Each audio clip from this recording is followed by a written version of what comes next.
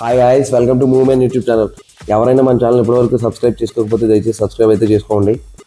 కొణిదెల కళ్యాణ్ బాబు, తర్వాత power star Pawan Kalyan, ఆ తర్వాత డిప్యూటీ సీఎం పవన్ కళ్యాణ్. ఇది ఈయన రేంజ్, ఈయన జర్నీ ఎంతో మందికి ఇన్స్పిరేషన్.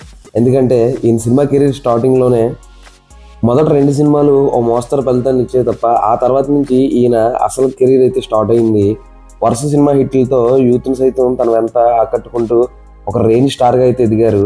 ఖుషి తర్వాత నుంచి 10 ఏళ్ళ పాటు ఒక్క హిట్ కూడా లేకపోయినా సరే అదే స్టార్డమ్, అదే క్రేజ్ అంతకంతకు పెరుగుతుంటూ వచ్చింది తప్ప తగ్గేదే లేదన్నట్టు అసలు తగ్గకుండా అంతకంతకు ఫ్యాన్స్ అయితే పెరుగుతూనే ఉండిపోయారు. 10 ఏళ్ల తర్వాత గబ్బర్ సింగ్ వస్తే ఏ రేంజ్ విజయాన్ని అందుకుందో మనకు తెలిసిందే. ఆ తర్వాత సినిమాలు కూడా ఓ రేంజ్లో అయితే ఆడేసి ఇండస్ట్రీట్లు కూడా కొట్టాయి. అది ఈయన రేంజ్. సినిమాల వరకు వస్తే భారీ హిట్లు చూసాడు, భారీ ఫ్లాప్లు కూడా చూసాడు. 10 ఏళ్ల పాటు ఒక్క హిట్ లేకుండా కూడా అవమానాలు ఇవన్నీ వాళ్ళ ఫ్యాన్స్ కూడా భరించారు. కానీ కంబ్యాక్ వస్తే ఏ రేంజ్లో ఉంటుందో మనకైతే చాలా సాలిడ్ హిట్ అయితే జవాబుగా ఇచ్చారు. అదే సీన్ ఇక్కడ సేమ్ రాజకీయాల్లో కూడా రిపీట్ అయింది. 2014లో పార్టీ పెట్టినప్పుడు ఆయన పోటీ చేయకపోయినా సరే ఆయన మద్దతు ఇచ్చిన పార్టీలు అయితే గెలిచాయి. 2019లో నేరుగా ఆయనే పోటీ చేసినా సరే 2 చోట్ల కూడా ఓటమిని అయితే చవిచూడడం జరిగింది. అప్పుడు చాలా మంది అయితే ఆయన ట్రోల్ చేశారు.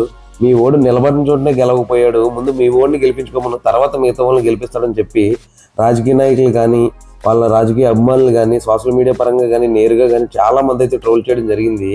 ఎంతో హేటర్ని అయితే ఈయన ఫేస్ చేశారు. 10 సంవత్సరాల పాటు రాజకీయంగా కూడా ఎటువంటి పదవికి కానీ కనీసం సర్పంచ్ పదవులకు కూడా జనసేన పార్టీ నుంచి ఎవరో నోచుకోలేదు. ఇన్ని అవమానాలు భరించిన తర్వాత మళ్ళీ 10 సంవత్సరాల తర్వాత టీడీపీ బీజేపీ అలయన్స్తో ఏకంగా డిప్యూటీ సీఎం చైర్లో కూర్చున్నారు. ఇదే కాకుండా రీసెంట్గా చంద్రబాబు నాయుడు గారు వాళ్ళ కుటుంబంలో ఒక చిన్న విషాదం వల్ల ఆయన అయితే మహారాష్ట్రలో ఉన్న ప్రచారాలకు అయితే వెళ్ళలేకపోయారు. మిగిలిన అన్ని పార్టీలు ప్రచార బాధ్యతలు ఆ రాష్ట్ర సీఎంలు కానీ పెద్ద పెద్ద క్యాండిడేట్లు అయితే వాళ్ళు వచ్చి ప్రచారాలు అయితే చేశారు.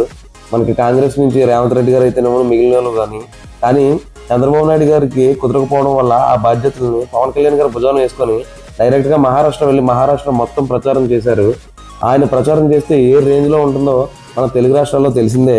మహారాష్ట్ర సోదరులు పవన్ కళ్యాణ్ గారిని అయితే హక్కును చేర్చుకున్నారు. ఆయనకైతే హ్యూజ్ రెస్పాన్స్ వచ్చింది, ఎవ్వరు ఎక్స్పెక్ట్ చేయలేదు. అక్కడ ఆ రెస్పాన్స్ తగ్గట్టే రిజల్ట్ కూడా చాలా సాలిడ్గా ఉంది, మామూలుగా అయితే కాదు.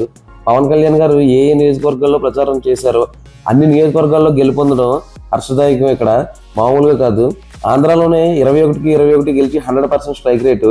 అక్కడ మహారాష్ట్రలో కూడా పోటీ చేసిన మనోడు సపోర్ట్ చేసిన మొత్తం అన్ని నియోజకవర్గాల్లో గెలిచి 100% స్ట్రైక్ రేటు మరొకసారి నిరూపించుకున్నాడు. ఇది భారతదేశ రాజకీయాల్లో చాలా అరుదుగా జరుగుతుంటుంది, అరుదైన ఫీట్ అని చెప్పుకోవచ్చు. ఈయన గెలవడం కాదు, ఈయన సపోర్ట్ చేసిన నియోజకవర్గాలు కూడా 100% గెలవడం ఒక ఎందుకు ఆశ్చర్యానికి గురి చేస్తుంది మిగిలిన వాళ్ళందరినీ. ఒకప్పుడు మీ ఓడి గెలుస్తాడా, కనీసం మీ ఓడైనా గెలవగలడా అని జనసేన పార్టీ అభిమానులు అయితే ప్రశ్నించిన వాళ్ళే మా ఓడి సాయంతోనే గెలిచారని చెప్పేసి మిగతా పార్టీ నాయకులు అయితే చెప్తున్నారంటే అది మామూలు విషయం కాదు. ఎక్కడైతే అవమానాలు పొందాడో అక్కడే నిలబడి పొగడ్తలు కూడా మిగిలిన వాళ్ళతో పొందుతున్నాడంటే అది మామూలు విషయం కాదు. పవన్ కళ్యాణ్ గారి కంబ్యాక్ అని చెప్పుకోవచ్చు. ఇప్పుడే ఎలా ఉంటే ఇంకా 2029 2034 ఏ రేంజ్కి వెళ్తుందో వీళ్ళు స్టార్డమ్ చెప్పుకోవాల్సిన అవసరం అయితే లేదు. ఈయన ఇలానే ఎప్పుడు ప్రజల సేవలను అందిస్తూ ప్రజల మన్నలను పొందాలని నేనైతే కోరుకుంటున్నాను. పవన్ కళ్యాణ్ అమ్మాయిలను ఎవరైనా ఉంటే సరే దయచేసి అయితే కామెంట్ చేసండి ఈ హై ఫీల్ని మీరు ఎలా ఫీల్ అవుతున్నారో. మరిన్ని ఇలాంటి అప్డేట్స్ కోసం సబ్స్క్రైబ్ చేసుకోండి మూవీ మ్యాన్. Thank you.